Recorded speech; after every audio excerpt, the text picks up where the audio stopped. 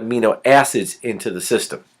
Now, as a rule of thumb, when say like when I'm going to go work out, if I'm going to go to the gym, prior to working out at the gym, I may have a protein meal. Now, it doesn't mean I'm going to stuff myself with chicken and steaks and stuff like that.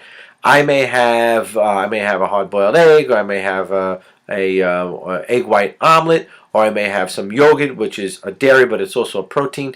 To have that in my system, so when I break down the protein in my exercise, that amino acids have more of a place to go to, with the availability being now made vacant with the muscle breakdown from the vigorous exercise. Okay, it's just a little point that you want to put in the back of your mind to remember when you're working out, and what to have before or after you work out.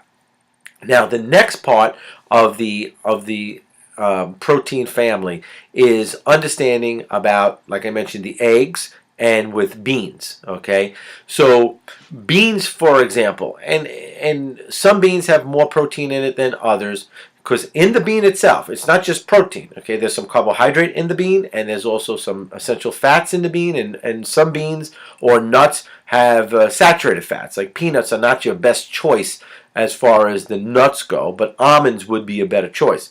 Nonetheless, all these, the beans, the nuts, and the eggs, they also go into that protein family. So when we're doing our count and we're measuring our protein, if you had an egg and it's 120 calories, you put it down, you only have 120 points. Let's go back. It's 120 calories, or 12 points. You only have 24 points, or 240 calories later on. So you have to, like the carbohydrates, manage your protein family. Okay. Beans, boy, do they add up fast, because 1/4 pound of beans, I'm losing it here, 1/4 cup of beans is about 100 calories. Okay, if you had a 1/4 pound of beans, that's going to be 1/4 pounds, be 4 ounces. It's going to be more than just 1/4 of the cup. But nonetheless, the beans are going to be 100 calories per 1/4 of a cup, and that'll add up fast, because say your ethnic background is rice and beans. Well, there you go. That's a high calorie meal right there. And I've seen some of my friends that like the rice and beans, and it's a big portion. And when you go to a restaurant, you get a big portion. But the rice, like we had the example with the pasta and the vegetables, or the rice and the vegetables earlier. So if you have some type of grain and beans, say rice and beans, if it's, say, 1 cup of rice and 1 cup of beans, or 2 cups of rice and 1 cup of bean, you're going to be at 400, and 1 cup of beans, or half a cup of beans, could be another 200 or 300 calories in overall volume. Now, it doesn't mean the beans are bad for you.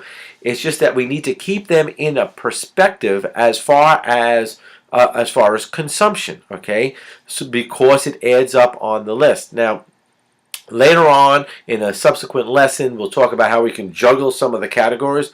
But as for now, and you'll see how everything is starting to work together, we really got to increase that vegetable content to take care of the volume that we're going to sort of push aside our protein and carbohydrate family. Okay? And then the last one, of course, is the eggs in that family. Now, eggs, if it's hard-boiled, it's about 100 calories. Once you fry the egg, it's going to be increased in its amount, only because there's probably some butter or some oils that go along with it. Nonetheless, we have to put everything in the package. We have to regulate our amounts and make sure that we prepare it correctly, because the other half of the battle is the preparation of the food. And sometimes we don't see this because we're so accustomed to doing it. I'm so accustomed to frying the chicken. I'm so accustomed, I'm going to have turkey. I'm going to go to the store and I'm going to get turkey, sliced turkey, and I'm going to put it in a sandwich. And then that sandwich with lettuce and tomato and a little bit of mayo, which is maybe healthier than the burger and hot dog or something from the fast food restaurant, it's still, you have to record the calories, and you'll notice how you can actually jack that number up, and you really didn't mean to, because you're actually making a change. Nonetheless, don't get frustrated, because if I can get you from going to making a turkey sandwich at 300 calories or 350 calories, it's better than going through the drive-thru and get a double-decker hamburger at 600 calories. with 3 times the amount of fat. If that's one of the incremental changes, well, that's good, because then the next time we do it, we may have it on an open sandwich with just 1 piece of bread. Or I know a lot of times I see my kids doing this. I do this sometimes. You just get the romaine lettuce. You roll up the turkey in the romaine lettuce, and you put a little dressing on. You eat it like the lettuce is actually the wrapper for the cold cut, or for the turkey or the chicken. Because when you start eliminating those carbohydrates and get them under control to that number, that 30% number, that's when you're going to start seeing the marked difference. Okay. Now, one thing else that we're going to deal with when we deal with the egg group, a lot of times when we're cooking and we put eggs into something. Okay. So if you're baking something or you're making something and you add eggs into it, remember you put the egg in it. Okay. It has a number. Everything has a number. As a matter of fact, when you're cooking something, make sure you remember everything you put into that. Everything from, if you're making an omelet, which is a great way to get your protein, and you can mix vegetables in it. One of the suggestions is to make spinach omelets. And if we're going to touch on the cheese in just a moment. Use cheeses that are more friendly for human digestion, which is more like the goat cheese and feta cheese, which is the protein is more friendly for us to digest. Now, when it comes to the dairy, what we need to be is conscious of the dairy being separate from the regular protein family. Okay, and what I mean by that is that milk protein or soy protein, which is not necessarily a dairy, but we put it in the category because we drink it as milk. Okay, and the cheeses can also add up very rapidly. The milk, which I'm not a big fan of because I don't believe it has the nutritional value that the dairy farmers say that it has when it's pasteurized and homogenized. I think it loses a lot of its nutritional value. Plus the fact that if it's not a skimmed milk, you're dealing with fat that you don't need. And then the protein in milk is very difficult for anybody to digest. I mean, we're used to hearing about the lactose intolerant folks who are they cannot digest the sugar, the lactose, because they don't have the lactase, which is the enzyme. But we don't necessarily have the protein or the enzymes to break down the protein that's in milk. So the proteins can become an antigen or like a foreign matter, a foreign body in our system that your body tries to eliminate, and it sort of can create havoc with your immune system, with your respiratory system. And a lot of times we have people that are sensitive to having sinus problems or asthmatic problems or children with ear infections because of the large consumption of dairy products. So that's something that you may want to eliminate if you're somebody who is sort of prone to that. But the average glass of milk is somewhere between 100 calories to 125 or 150 calories, depending if it's low fat or fat free, all the way up to whole milk. Okay, the bigger problem is the cheeses. Okay, and some people are and the worst combination you can have is a carboholic cheeseaholic, somebody who just loves to have pizza. Okay, and where the cheese, like a slice of cheese. Say you went to the deli and you got a slice of cheese, slice of Swiss cheese.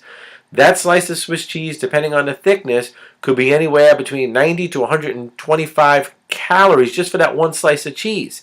And if you put on a turkey sandwich, you put a quarter pound of turkey at 160 calories and 3 slices of Swiss cheese, you got twice as many calories in the cheese than you had in the turkey. Okay, can you live with one slice? That's what I'm asking you. Can you not put that?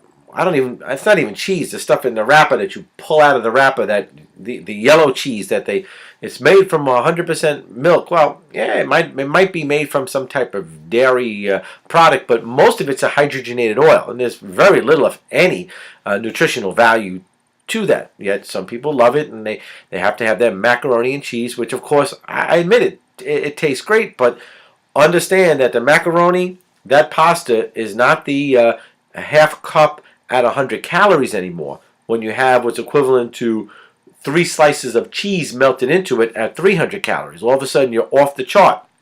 And the dairy number, okay, the dairy number is 120 calories. So 1 glass of milk is your limit. 1 slice or a slice and a half of the cheese is the limit. 1 tablespoon of grated cheese on your food, there's your limit. As you go over, understand this: you're only going to add to the possible consequences of adding fat consumption on your body. Listen, none of this is an easy. Listen, if it was so easy, everybody could do it. It takes discipline and management, little by little, over a long period of time, until it becomes your habit. It's not a pill. And anybody who thinks they're going to find this great health in a pill or a potion, it's not going to happen. You're going to find it in steady, consistent, smart work over a long period of time.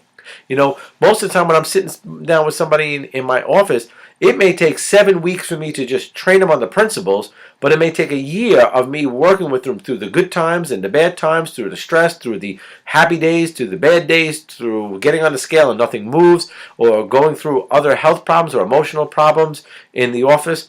I'm not the psychologist. I'm not their social worker. I'm not necessarily their dietitian or nutritionist. I'm their chiropractor, because that's my my diplomas on the back of the wall that we see. But my experience over 26 years is getting somebody from a state of not being well to optimal wellness, because you incorporate all the factors. You're not going to get well just by taking a vitamin. You're not going to get well by just eating better. You're not going to get well just by getting a singular adjustment in your spine. I mean, I've seen miracles happen, but the overall wellness comes with consistent change and augmentation in your lifestyle habits that propagate wellness, and that's what we're definitely looking to do. So the dairy products, and we'll learn about juggling later, have to be managed correctly. Okay, and the last category of importance is our fruit family.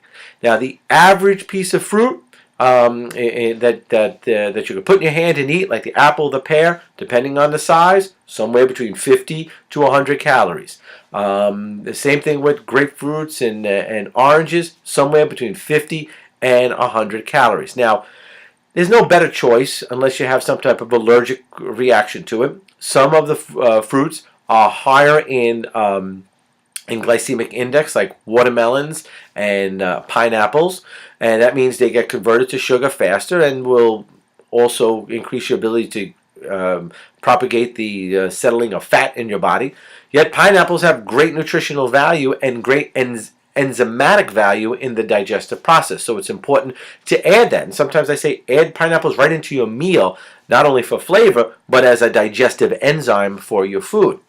Fruit, like the other categories that we mentioned, are also at 10%. So it's 120 calories. And it's kind of easy to get to that 12 points, because if you have an apple and a pear, or an orange and like a section of pineapples, it's easy to get to that number. Bananas, on the other hand, are about 110 to 120 calories, or 11 or 12 points, because of the density of the banana, which is, though, good for you because it's high in minerals and other vitamins and nutrients. And then an avocado, which is in the fruit family, is more of a high fat type of food.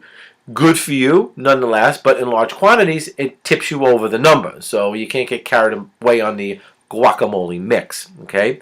Now, the next session, we're going to go over the butters and oils and the junk foods. Okay, because I want you to get a perspective of that. The main list is what we went through. You got to get those vegetables up. You got to get the fruits to that acceptable portion, and that's when you'll start seeing the balance and the proportion come together. Okay? Stay tuned. Next lesson or next section, we're going to go over the last part of the eat sheet. Okay? See you in just a few moments.